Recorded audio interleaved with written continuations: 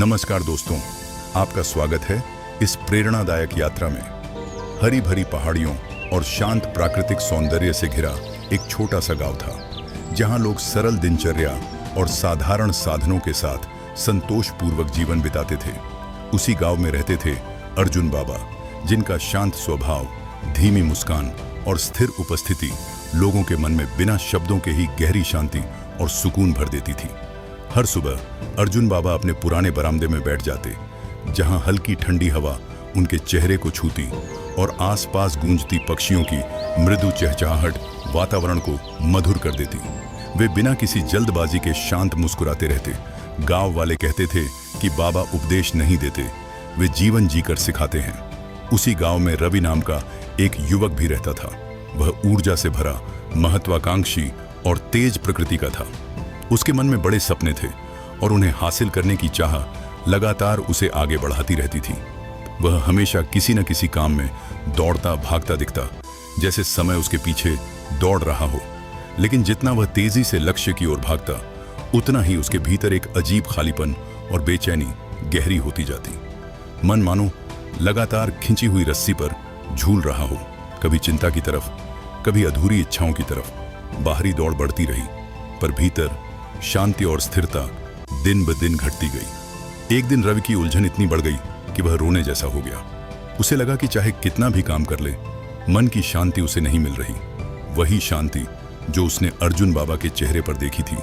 आखिरकार वह अपनी सारी हिम्मत जुटाकर बाबा के साधारण से घर पहुंचा। अर्जुन बाबा ने उसे देखा और बस मुस्कुरा दिए, जैसे वे पहले से सब समझ चुके हों। रवि ने घबराई आवाज में कहा कि उसके मन में शोर है, तनाव है, बेचैनी है और वह जानना चाहता है कि शांति कैसे मिलती है। वह जीवन को हल्का करना चाहता है, मगर समझ नहीं आता कैसे। अर्जुन बाबा ने कुछ कहने की जल्दी नहीं की। उन्होंने बस एक सरल सा प्रस्ताव रखा, चलो पहले चाय पीते हैं। रवि को यह बात अजीब लगी। वह ज्ञान की उम्मीद लेकर आया था, लेकिन वह चुप रहा। अर्जुन बाबा चाय बनाने लगे, पर उनकी हर हरकत में एक अद्भुत शांति थी। पानी उबालने तक की आवाज भी जैसे संगीत बन गई थी। वे चाय पत्ती धीरे से डालते, भाप को उठते हुए देखते और हर कदम ऐसे करते जैसे समय रुक गया हो। वहीं रवि के मन में अभी भी उतावलापन चल रहा था। उसे लगता था कि बाबा कब मूल बात कहेंगे। चाय तैयार होने पर अर्जुन बाबा ने रवि के कप में चाय डालनी शुरू की। कप भर गया, लेकिन बाबा ने चाय डालना नहीं रोका। चाय छलक कर चटाई पर गिरने लगी। रवि चौंक गया और तुरंत बोला, बाबा कप भर चुका है। अर्जुन बाबा ने मुस्कुराकर बोला, तुम्हारा मन भी इसी कप जैसा है बेटा। यह विचारों, इच्छाओं, चिंताओं और भाग दौड़ से इतना भरा है कि उसमें शांति आ ही नहीं सकती। जब तक मन खाली ना हो, शांति घुस भी नहीं पाएगी। यह सुनकर रवि पहली बार बिल्कुल शांत हो गया। उस दिन अर्जुन बाबा ने उसे न कोई कठिन साधना सिखाई, न लंबे मंत्र, न ही किसी विशेष नियमों की सूची दी।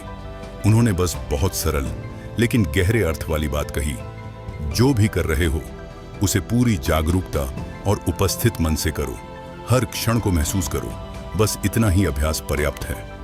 उन्होंने समझाया कि सांस को सच में महसूस करना ही पहला कदम है। कैसे हवा भीतर जाती है और बाहर निकलती है, इसे जानो। चलते समय पैरों के धरती से छूने का अनुभव करो। खाना खाते समय स्वाद, गंध और गर्माहट पर ध्यान दो। और जब मन भटके, उसे डांटो नहीं, बस प्यार से वापस वर्तमान में लौटा लाओ। रवि ने इस अभ्यास को अपने रोजमर्रा के जीवन में धीरे धीरे अपनाना शुरू किया। शुरू में उसका मन बार बार इधर उधर भटक जाता, क्योंकि वह तुरंत बदलाव और तेज परिणाम चाहता था। पर जब भी भीतर बेचैनी उठती और धैर्य टूटने लगता, उसे अर्जुन बाबा की वह शांत, स्थिर और स्नेह भरी मुस्कान याद आ जाती, जो उसे फिर से वर्तमान में वापस ले आती। समय के साथ अभ्यास गहराता गया और धीरे धीरे रवि ने अपने भीतर छोटे छोटे लेकिन गहरे बदलाव महसूस करने शुरू किए। पहले जो भोजन वह जल्दी जल्दी और ध्यान भटकाकर खाता था, जब वह बिना मोबाइल के खाना खाता तो उसे भोजन के हर निवाले में असली स्वाद महसूस होने लगा। भोजन अब सिर्फ खाना नहीं, एक अनुभव बन गया। और जब वह रास्ते पर बिना फोन देखे चलता, तो उसके आसपास की दुनिया जैसे पहले से कहीं अधिक जीवित लगने लगती। हवा का हल्का स्पर्श उसके चेहरे को सहलाता, पेड़ों की पत्तियां धीमे धीमे हिलती और दूर से आती पक्षियों की मधुर आवाजें उसके मन में एक ऐसा सुकून भर देती जिसे वह पहले कभी महसूस नहीं कर पाया था। अब जब वह किसी से बात करता तो पूरे मन से सुनता, बिना बीच में टोके या उत्तर सोचते हुए। इस सच्ची उपस्थिति से उसके रिश्तों में गर्माहट और गहराई आने लगी। धीरे धीरे उसके भीतर एक कोमल स्थिर शांति उभरने लगी, जैसे लंबे समय बाद ली गई गहरी सांस। कुछ महीनों बाद वह फिर से अर्जुन बाबा के घर पहुंचा। इस बार उसका चेहरा पहले की तरह तनावग्रस्त नहीं बल्कि शांत और स्थिर था। उसकी आंखों में वही सुकून दिखाई देता था जो पहले सिर्फ बाबा में झलकता था, मानो वह शांति अब उसके भीतर घर कर चुकी हो। उसने आदर से सिर झुकाया और धीमी भावपूर्ण आवाज में कहा कि अब उसे सच्चाई समझ आ गई है। शांति किसी स्थान, वस्तु या उपलब्धि में नहीं थी, वह तो हमेशा उसके दिल के भीतर ही मौजूद थी। बस वह उसकी आवाज सुनना भूल गया था। अर्जुन बाबा ने हल्की स्नेह भरी मुस्कान के साथ उसकी ओर देखा। उनकी आंखों में बिना कहे समझ देने वाली शांत चमक थी। उन्होंने धीरे से कहा कि जीवन का अर्थ वही जान पाते हैं जो उसे केवल जीते नहीं बल्कि हर पल को महसूस करना सीख जाते हैं। दोस्तों, इस कहानी से हमें यही सीख मिलती है कि शांति बाहर नहीं, हमारे भीतर होती है। जब हम हर पल को होश से जीना सीख जाते हैं तो जीवन हल्का और अर्थपूर्ण हो जाता है। जल्दी में नहीं, उपस्थिति में सुख है। बस सांस पर लौटते रहो, वर्तमान को महसूस करते रहो। यही माइंडफुल लिविंग है।